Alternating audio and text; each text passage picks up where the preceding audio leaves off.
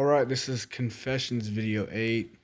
This will put me up around 8 to 19 hours, so I should have one or two more observations to send you here in the next couple weeks, and I should be done.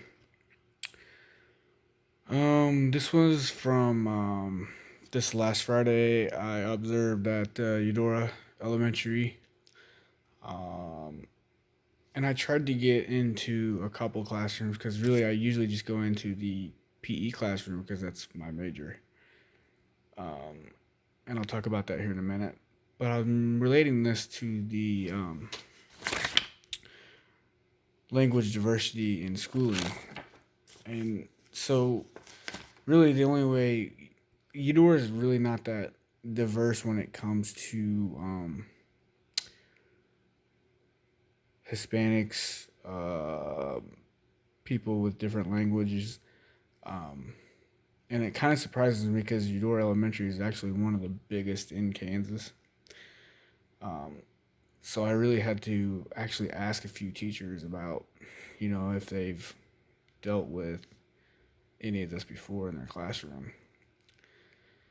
Um, so I had to actually go and talk to my wife because I know that she comes from Olathe schools, and she came from one of the elementary schools over there where actually she was the minority in the classroom. And a lot of kids that she taught in Olathe were English language learners, or English was not their first language.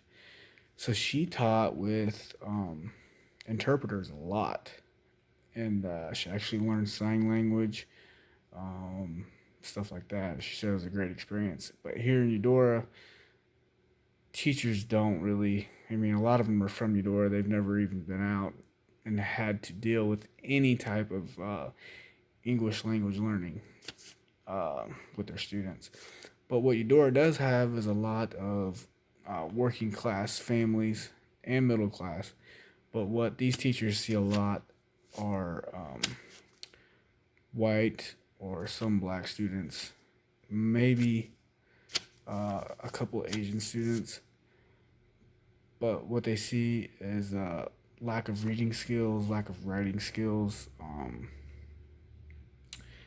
uh, pronunciation, stuff like that. But nothing really from a diverse standpoint. Um, so that's that for as much as language. But I wanted to actually talk about something that happened in the PE class with the black student in one of the classes I observed. And I always feel like the teacher in there is picking on this kid. And he does have some behavioral issues, but I think the teacher doesn't help that. I think it actually draws the behavioral problems out of the student because he's constantly just on him, on him, on him.